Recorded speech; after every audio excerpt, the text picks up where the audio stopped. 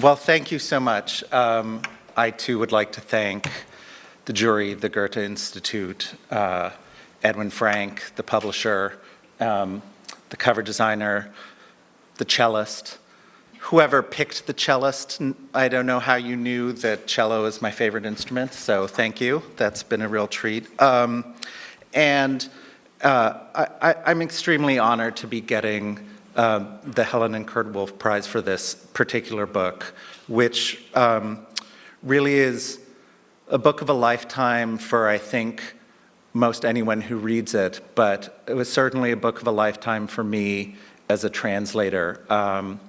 I first came upon it and read it close to 25 years ago, which is almost halfway back from now to 1967-68. I had first heard of Uwe Janssen as the author of a book about my favorite writer at the time, Ingeborg Bachmann, and then discovered that he had written this gigantic novel about my neighborhood where I grew up, as Shelley mentioned, 3 blocks away from Gesine Kressball's apartment. So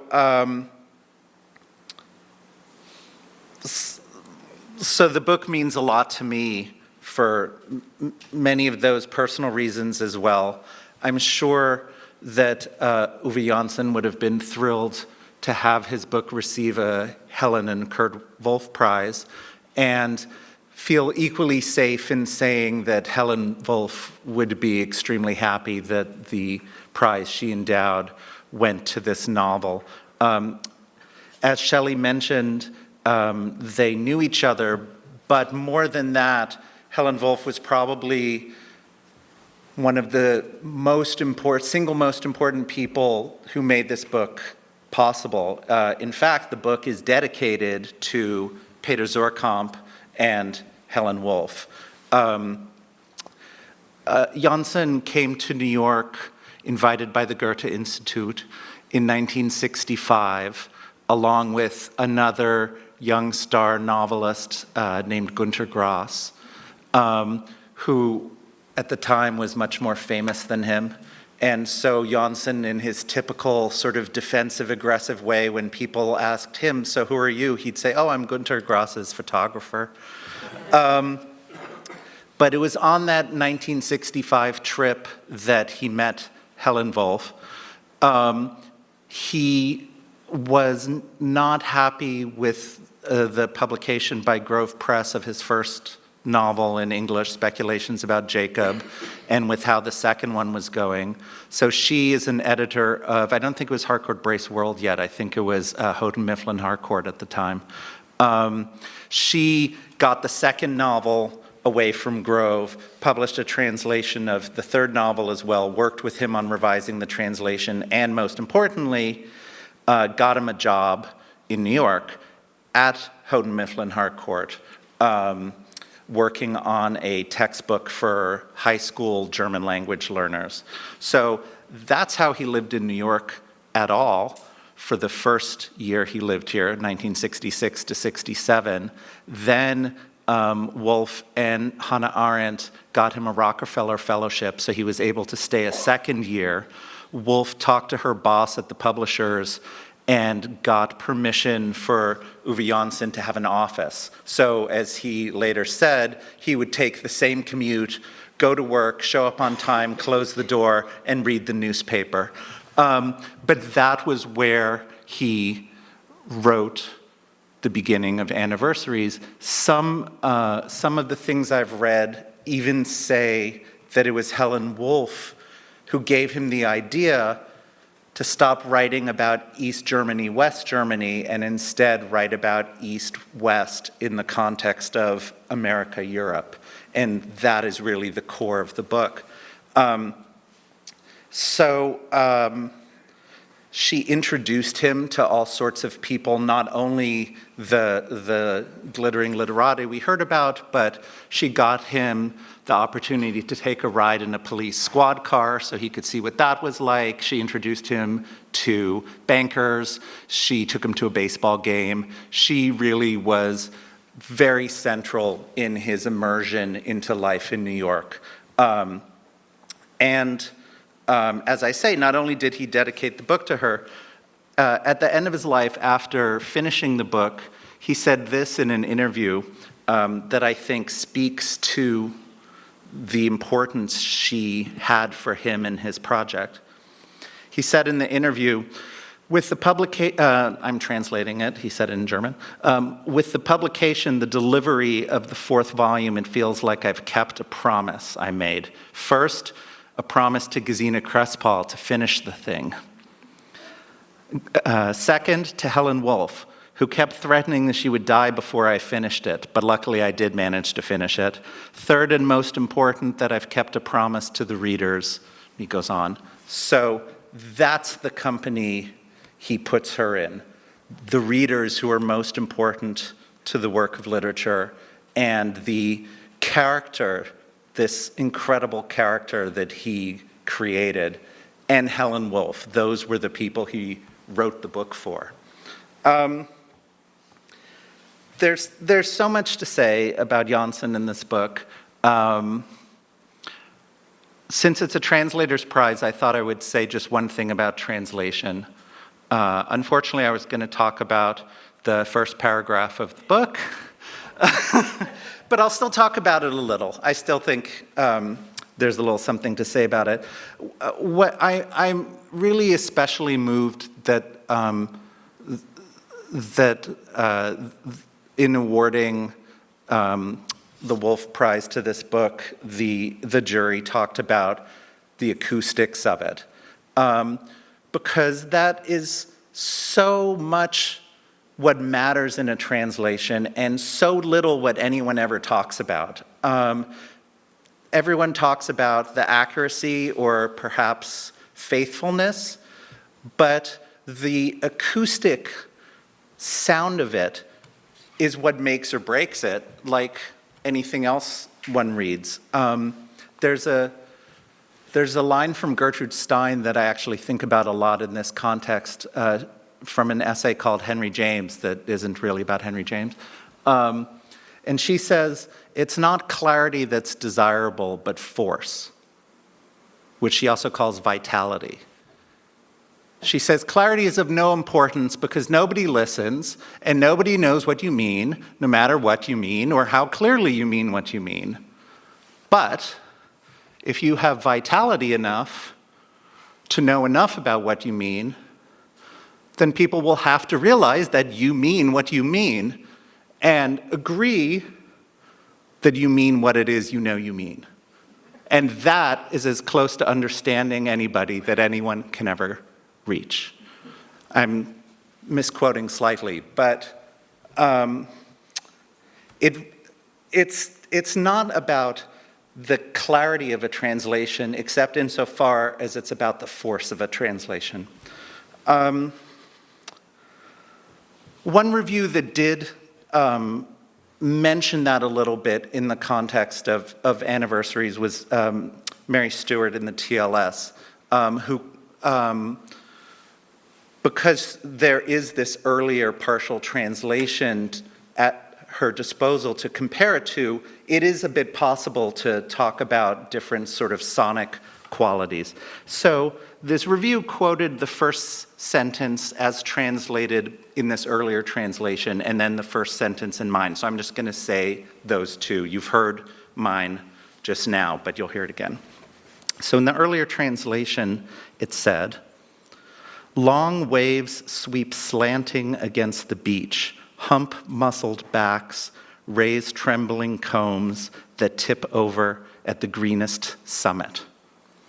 And then my version was, long waves beat diagonally against the beach, bulge hunchbacked with cords of muscle, raise quivering ridges that tip over at their very greenest.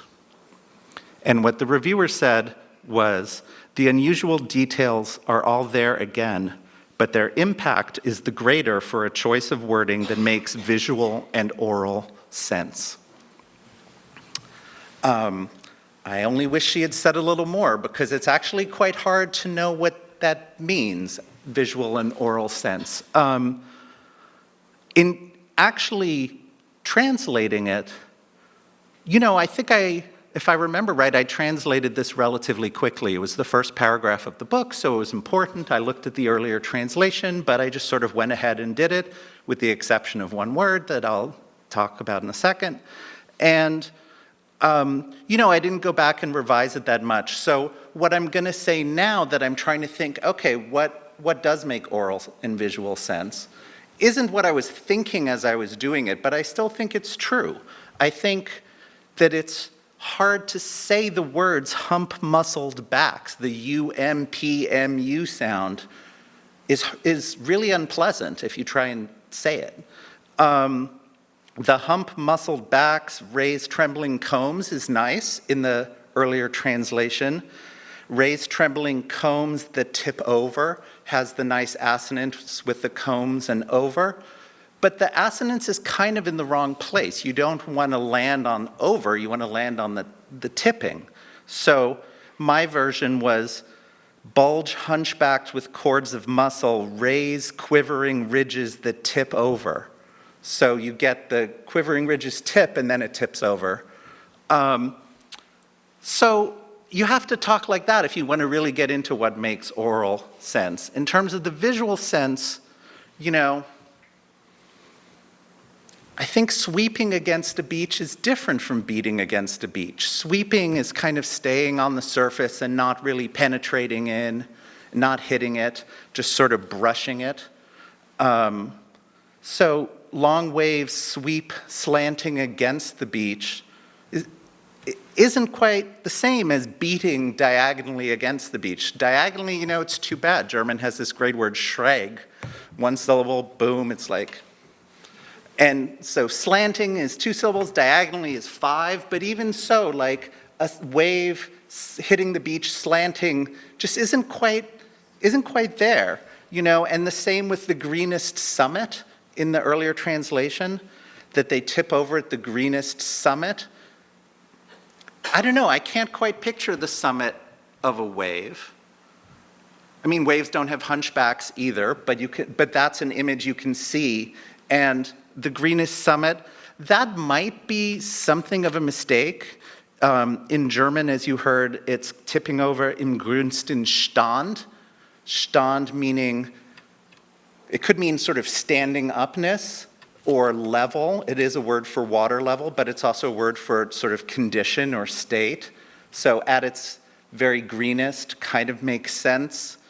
To me, more than the greenest summit, because waves aren't green up at the top. Anyway, one could go on like this if one wanted to truly sort of plumb the depths of what makes oral and visual sense. And again, this isn't what one does as a translator. I guarantee you, I did not think about any of this when I was translating it. But at the same time, it is kind of what goes into it. The one thing that really brought me up short was this last word for the short waves on the Baltic. In the earlier translation, Venevitz said the word for the short waves of the Baltic was choppity. Choppity. And I thought that's pretty good, It's like a strange word, but I know what it means. It's like choppy. That's what I put in my draft, and then I moved on. In fact, the galleys of the book say choppity. And at some point near the end, actually once I had finished the book and was looking at the galleys, I thought, wait, that's wrong. It's not choppity. And I don't know what the criteria were for making this decision, because it's just a word that has the definition that he says it has. But this is what a translator really has to be doing. So choppity just suddenly seemed to me too Beatrix Potter, hippity-hoppity, bippity-boppity, like too English as opposed to American, or if you don't want to put it that way, too Beatrix Potter as opposed to like Emily Bronte, And that was not what the energy of this Baltic memory was that is bursting into her experience as she's swimming in New Jersey.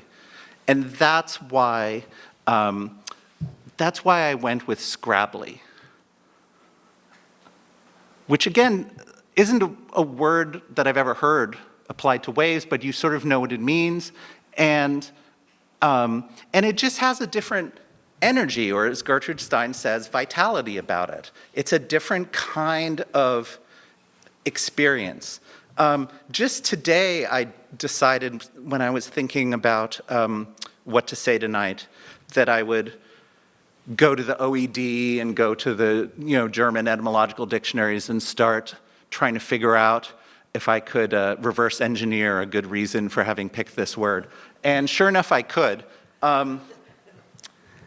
Cobblig, of course, is sonically very similar to scrabbly, so that doesn't always mean anything, but German and English are pretty close, so it sometimes means something. There's also kabbalai, or a verb form of kabbeln, that means to sort of squabble or quarrel or kind of have a scrappy little argument. So the scrabbly, scrappy thing actually works well. Scrabble isn't an Americanism, but hard scrabble is. Scrabble has these different meanings of scribbling, like writing, scribble, scrabble, and then also, of course, scratching around or raking, which was sort of my sense of the word scrabble. Scrambling along, struggling or scrambling for something.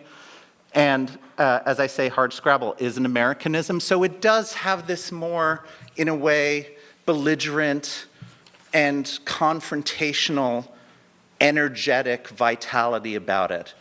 And, when I made that change from choppity to scrabbly, I kind of secretly believed that that changed the whole book. All 1,700 pages were different. I don't literally believe that, but secretly, I kind of mystically believe that the whole book is different because it's not choppity, it's scrabbly. I think that as my, manifesto as a translator, instead of saying make it new, like Ezra Pound said, mine is make it scrabbly. Because it's not clarity that's desirable, but force. So I'm so grateful, not only for the prize, but for the extremely rare, sensitive recognition that these almost ineffable sonic aspects are what matter in what we read and what we write and how we translate. So thank you so much. It's really a great honor. Thanks.